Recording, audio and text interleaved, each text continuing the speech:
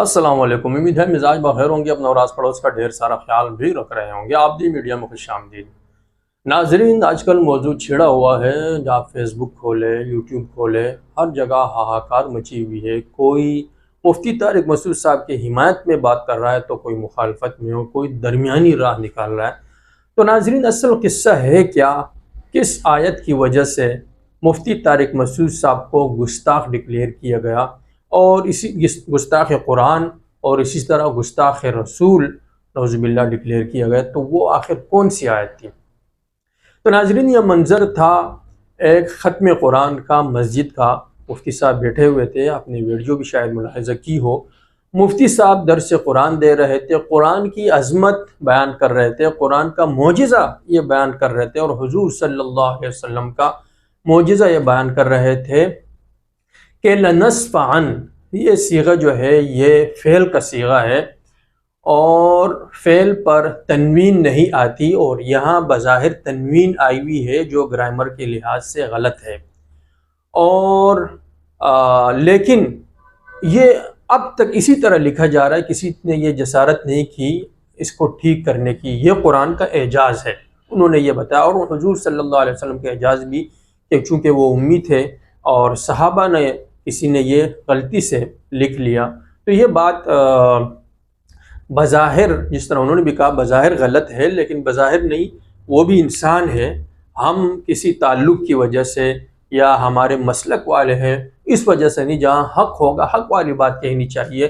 اللہ کو حاضر ناظر جان کر جو آپ کو اچھا لگتا ہے، وہ جو آپ کو ٹھیک لگتا ہے، حق لگتا ہے، اور مطالعے کے بعد، ریسرچ کے بعد وہی بات کرنی چاہیے۔ یہ نہیں کہ یار یہ تو میرا بھائی ہے، یہ تو میرے والد صاحب ہے، یہ تو میرے ہم مسلک ہے، ہمارے پڑوسی ہے، اس کو نہ دیکھا جائے، اللہ کو حاضر ناظر جان کر بات کی جائے۔ تو یہاں اس وقت بھی میں انشاءاللہ وہی بات کروں گا جو حق پر مبنی ہوگی۔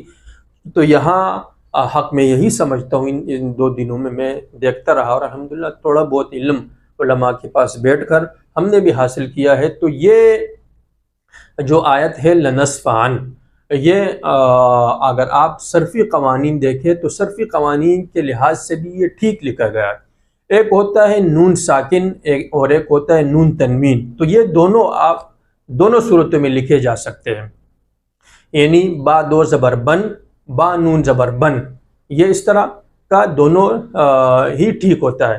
یہ تو درجہ ثانیہ کی جو کتاب ہے علم الصیغہ، اس کے آخر میں صیغے لکھے گئے ہیں، تو اس میں یہ صیغہ بھی ہے لنصفعن کا۔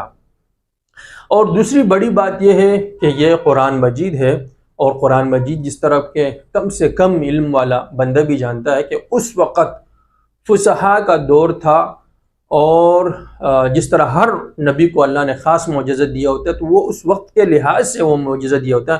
موسیٰ علیہ السلام کا قرآن میں جا بجا تذکرہ آتا ہے، جادوگروں کا دور تھا، جادو کا دور تھا، اس وقت جادو کیے جاتے، تو حضور اللہ تعالیٰ نے حضرت موسیٰ علیہ السلام کو یہ معجزہ دیا کہ لاٹھی پھینکی، وہ سانپ بن گیا، اور سب جو جادوگر آئے تھے ان کے سانپوں کو نگل گیا، اور اسی طرح بغل میں ہاتھ دیا جب نکالا تو وہ بہت ہی زیادہ روشن تھا۔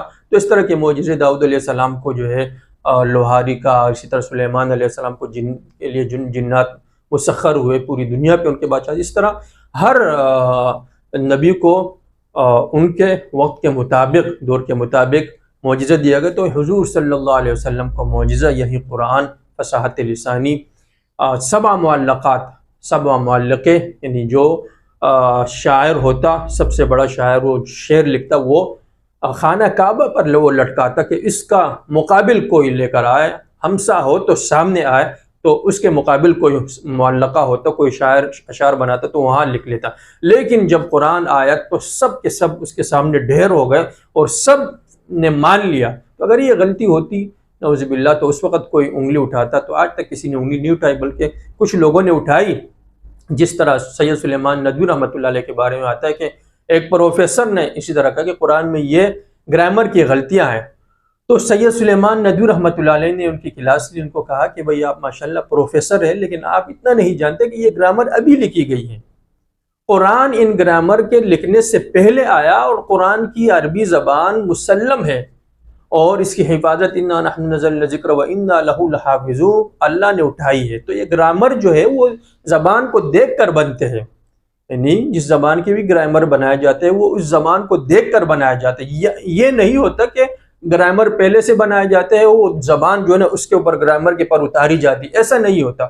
تو جب سید سلیمان ندوی رحمۃ اللہ نے آرٹیکل لکھا، ان پروفیسر صاحب کی توجہ دلائی، تو پروفیسر صاحب نے مان لیا کہ بالکل آپ ٹھیک کہہ رہے ہیں، یہاں میرے سے غلطی ہو گئی ہے، گرامر تو اب کے وضع کردہ ہے۔ تو یہاں جس طرح میں نے شروع میں بھی عرض کیا، مفتی طارق مسعود صاحب سے غلطی ہوئی ہے اور انہوں نے اس پہ معافی بھی مانگی۔ انہوں نے یہ کہا کہ قرآن میں یہ غلطی سے لکھا گیا ہے، اگرچہ انہوں نے یہ بھی ساتھ میں کہا کہ بظاہر غلطی لگتی ہے، لیکن یہ الفاظ بھی ان کے ملتے ہیں کہ انہوں نے کہا کہ یہ غلط لکھا گیا لیکن یہ قرآن کا اعجاز ہے۔ لیکن بات یہاں یہی ہے، اب سوال یہ اٹھتا ہے کیا یہ گستاخی قرآن ہے یا نہیں؟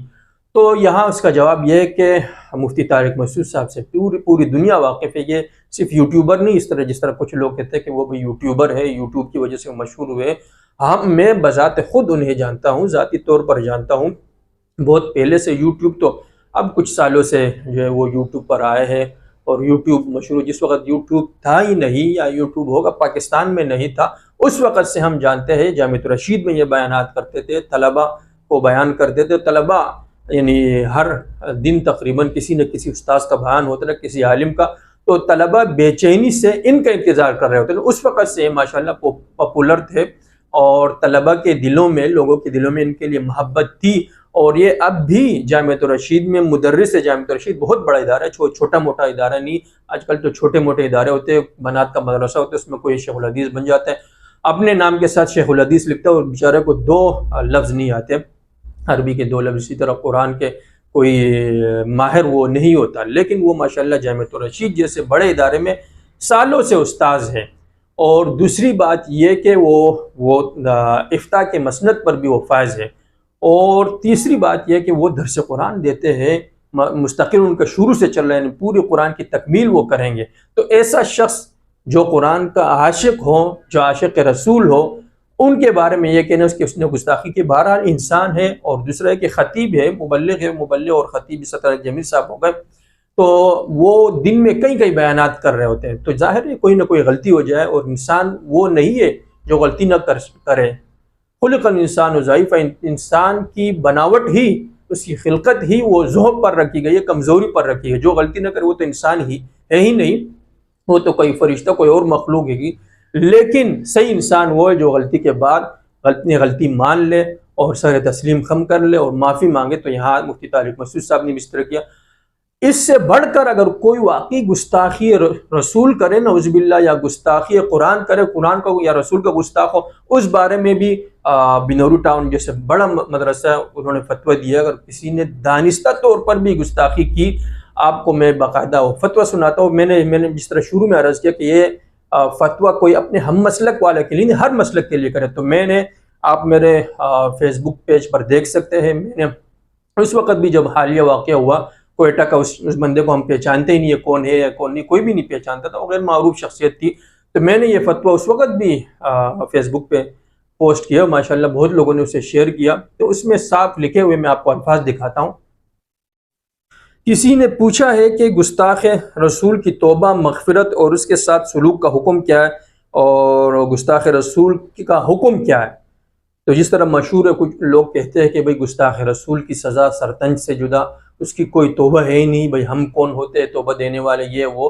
تو بنورو ٹاؤن جیسا مستند مدرسہ، سب سے بڑا مدرسہ مجھ سے کہہ سکتے ہیں، پرانا بھی ہے، اور ماشاءاللہ کوئی یہ نہیں کہ چھوٹا موٹا عالم بیٹھا وہ فتویٰ داغ دے، پوری ایک ٹیم ہوتی ہے، ریسرچ وہ ہوتی ہے، اس کے بعد ایک جو ہے نا مسئلہ حل کرتے، پھر دیگر جو بڑے سینئر مفتیان کرام ہوتے ہیں، سینئر موسٹ، ان کے سامنے ہو جاتا ہے، پھر اس پر مہر تصدیق ثبت ہوتی ہے، اور الحکم صحیح الجواب صحیح وغیرہ اس پر لکھا جاتا ہے۔ تو یہ ان کا فتویٰ میں آپ کے سامنے رکھ رہا ہوں۔